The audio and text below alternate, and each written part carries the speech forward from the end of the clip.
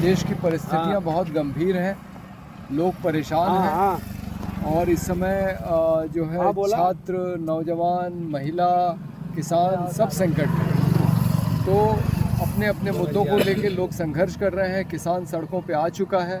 आज तक आप देखिए न्यूनतम समर्थन मूल्य की गारंटी नहीं मिली। पानी की बोतल जो 1 रुपये 1.5 रुपये में बन जाती है 20 गुना कीमत पे बाज़ार में बिक रही है।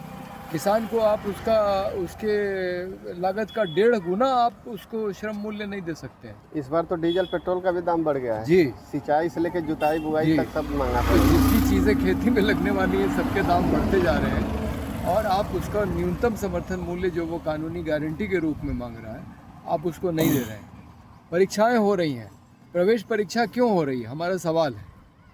जो संविधान में समानता के अवसर की बात है, जो कुछ भी बनना चाहता है उसका अवसर सबको मिलना चाहिए।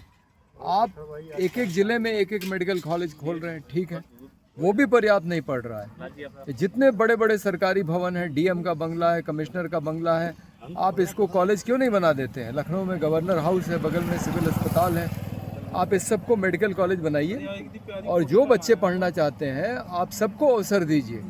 ये बड़ी अजीब बात है कि एक तरफ डॉक्टरों की कमी है, गर्भवती औरत जो है पार्किंग लॉट में उसका बच्चा पैदा हो जा रहा है।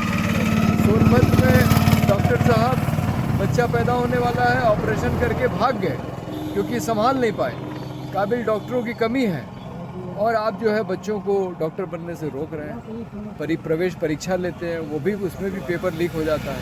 तो हमारी शिक्षा व्यवस्था सड़ी गली है। एक तरफ ये क्षेत्र ऐसा है जहाँ स्वामी सहजानंद सरस्वती और राहुल सांकृत्यायन जैसा विद्वान पैदा हुआ, पूरी दुनिया जिनका लोहा मानती है। और इसी क्षेत्र में लोहिया, जयप्रकाश, आचार्य, नरेंद्र जैसे लोग हुए, लेकिन इसी क्षेत्र में 10वीं और 12वीं का बच्चा नकल करके इम्तिहान पास करता है। कितने शर्म की बात है। तो अपनी विरासत को याद करें। और ये सरकार जिस रास्ते पे ले जा रही है जिसमें कि हाँ राम मंदिर बन गया, अब सब लोगों को कह रहे हैं उसी से खुश रहो, अब बाकी कुछ लेने की ज़रूरत नहीं है, तो फ्री में अनाज ले लो। मतलब हमसे आप जो भी चाहिए वो आप दान के रूप में ले लो, अपने अधिकार की बात मत करो, ये सरकार कह रही है।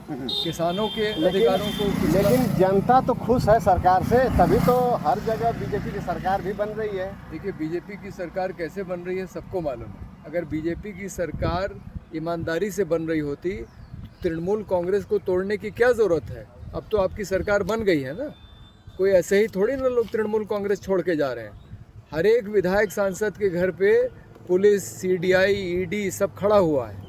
अगर आप भाजपा का समर्थन नहीं करेंगे तो आपके खिलाफ वो कार्रवाई करेंगे। तो डरा धमका के, लालच देके जिस तरह से लोगों को भारतीय जनता पार्टी में शामिल कराया जा रहा है या उसका समर्थन देने के लिए मजबूर किया जा रहा है, क्या ये बात लोगों से छिपी है। इलेक्ट्रॉनिक वोटिंग मशीन, मैं खुद लोकसभा चुनाव के पहले हिंदुस्तान के 8-9 शहरों में गया, दिल्ली, बनारस, इंदौर, लखनऊ, पटना, कलकत्ता, भुवनेश्वर, चंडीगढ़। हम लोगों के पास एक मशीन है जिसमें हम दिखाते हैं कि आप बटन दबाइए केले पे और अंदर से पर्ची निकलती है सेब की। तो ईवीएम के माध्यम से लोगों के नाम जिस बड़े पैमाने पे काटे जा रहे हैं मतदाता सूची से, और सुप्रीम कोर्ट कहता है कि चलो कोई बात नहीं है अगली बार वोट दे देना।